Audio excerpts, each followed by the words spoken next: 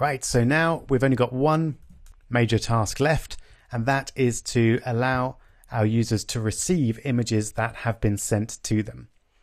And the way I'm going to do that is to poll every few seconds to see if there are any new images for our current user and display them if they are. So first off, let's just cheat slightly with the image that we do have and change the recipient username to Ralphie so that it will appear on our system. And then we'll write our polling code. So we'll start off by creating a method which will check for images.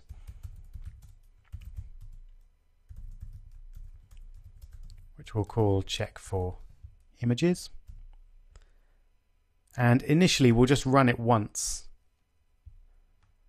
down here, because we don't need it run again and again, but we'll add in the code to do that right at the end. So we're going to need a query. So let's get our code from parse to do that.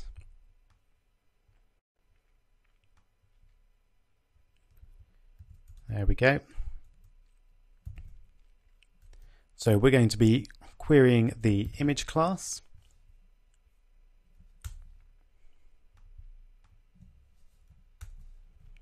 And we're going to want all the images that have a recipient username of our current username.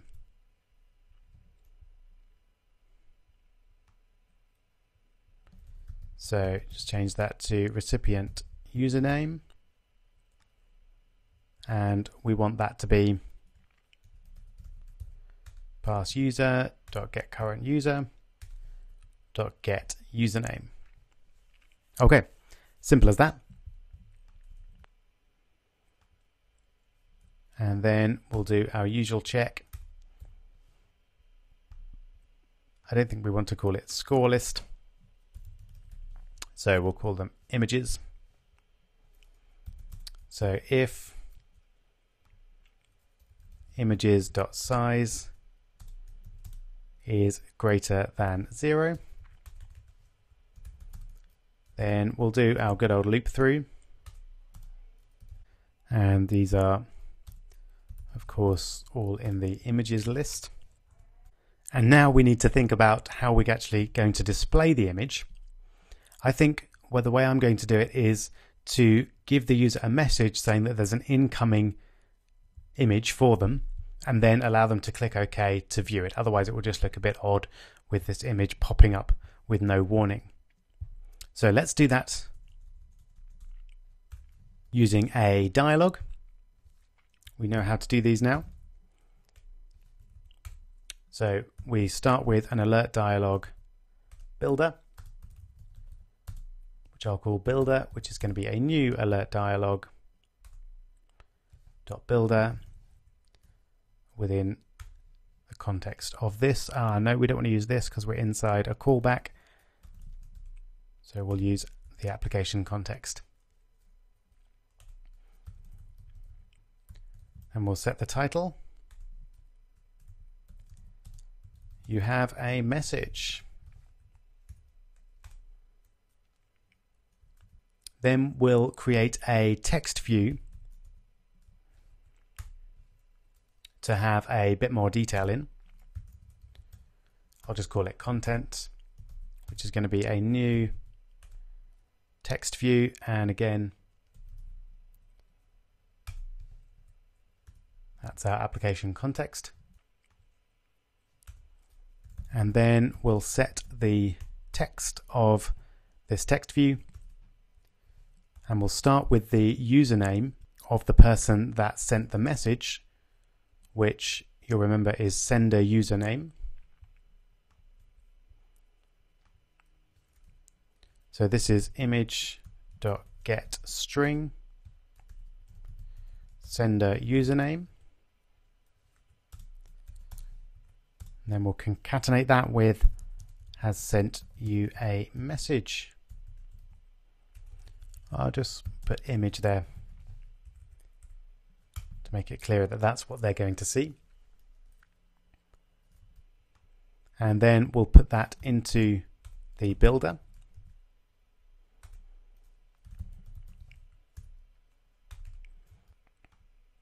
And then we'll add in our positive button. We're only going to have a positive button here. They're not going to have a chance not to see it. You can obviously add one in if you like. But I'm going to call it view. And then we have a new on-click listener attached to it. And this is where we're going to display the image. But we've done a lot of code so far. So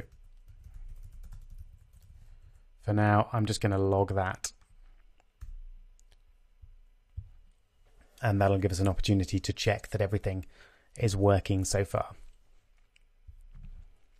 So hopefully all this code makes sense. We're creating a query to see where the images are equal to the recipient username. So essentially we're looking for images that have been sent to our user, and then we're doing the usual query, and then we're building an alert dialog to contain a message to say that you have this image that's been sent to you. So that should appear automatically for us. But of course it won't, because I haven't actually called that method anywhere.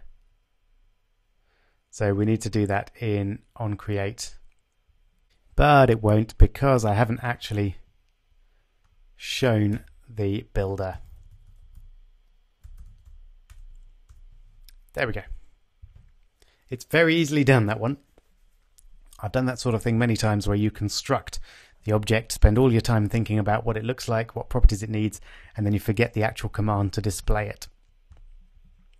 And unfortunately we have a little crash there, but don't worry, I've left it in because I think it's instructive. If we go back and look at the error message, it says unable to add window, token null is not for an application. So not necessarily the clearest message, but clearly there's a problem with our alert dialog builder somewhere. So if we just have a quick Google of that error message, we'll probably get something pretty relevant. So yeah, we're using get application context. Aha. So yeah, it's an issue with context. So instead of the application context, we need to be using the class context.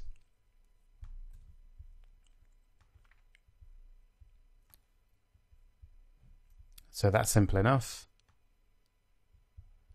To get the class, we use user list and then .this. And I suspect we need to use that for the text view application content as well.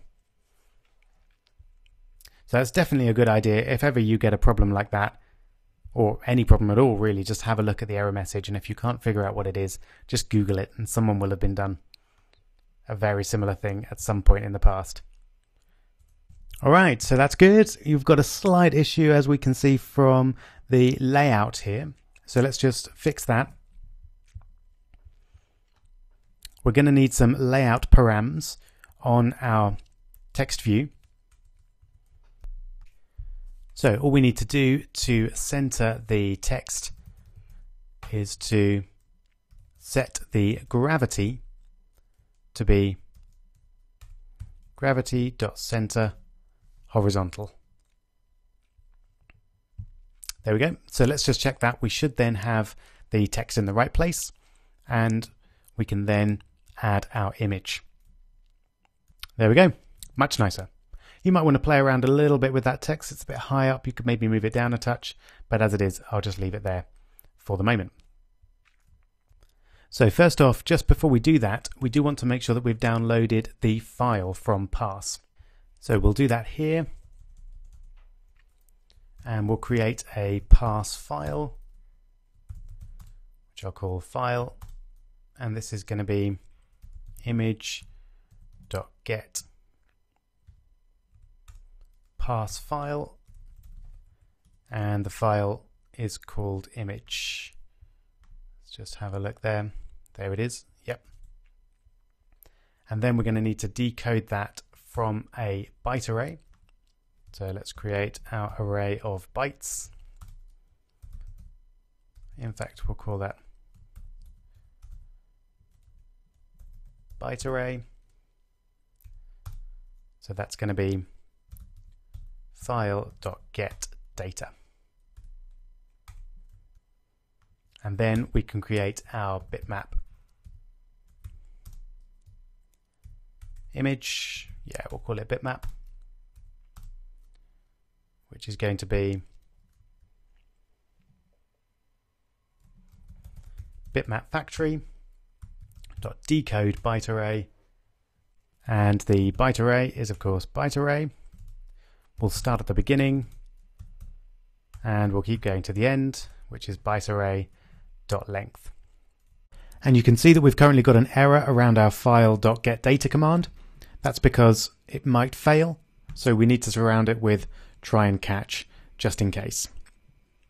Now here then, we shouldn't try and convert our image if this fails. So what I'm going to do is change my definition of bitmap to outside our method so we can access it from anywhere. And then I'm going to move the creation of the bitmap image into the try catch. So that means the image will only be created if this file.getData process is successful. Alright, so now hopefully we've got our image contained in bitmap here. So all that remains is to show it to the user. And I'm actually going to do that with another alert dialog builder. So just in the same way here. So I'm going to copy all of that code and then I'm going to paste it into the method that you'll remember is run when they click the view button. So I'll leave the log there for the moment, and then underneath that I'm just going to paste everything, and then we'll update what we need here. So I'll set the title to something like your message. So very simple, and this time instead of having a text view we're going to have an image view because we want to display an image. So this is going to be a new image view like that. We're not going to set the gravity. And we're not going to set the text either. All we're going to do is set the image. So set the image bitmap, and we're going to set that to our bitmap variable. Now we did say that there was a chance that the bitmap variable wouldn't be created. So I'm just going to surround all of this with an if bitmap is not null statement, just to check, because there's no point telling someone that they've got an image message if that image message for whatever reason doesn't work. Now of course that should never be the case, but there is a chance that something will go wrong and this should catch that. Okay, so now we've got our content, we've set the image correctly. This should update the builder view, and then we'll change the button from view to close. And for now, we'll just log image closed. All right then, let's take a look. So this should display our lovely little baby hedgehog as our message. All right, so here's our message. Let's tap view, and there it is, our lovely baby hedgehog. And then we tap close and we can see we've got our image closed there, and we're back to our user list. Wonderful. So I think there is one thing that remains, and that is that when a user has seen the message, we need to delete it so that it's not there again and again. So we've done that before. We should just be able to do it over here where we get our image, and then we take image and delete in background. We don't need a callback or anything for that to happen. We just need it to happen reasonably soon after it's viewed, or after this code is run at least. So here we go again. Here's our message. Let's view it, and there it is. Wonderful. Now let's just go back to parse, and take a quick look. Actually, you can see it's already updated there. The image has gone, so it's been deleted. Notice that the behavior of this is just how we would want it. It hasn't actually deleted the variable image content from our app, it's only deleted it from Parse. So we can still go through and use it in our code here, but if we tried to download it again, then that obviously wouldn't work.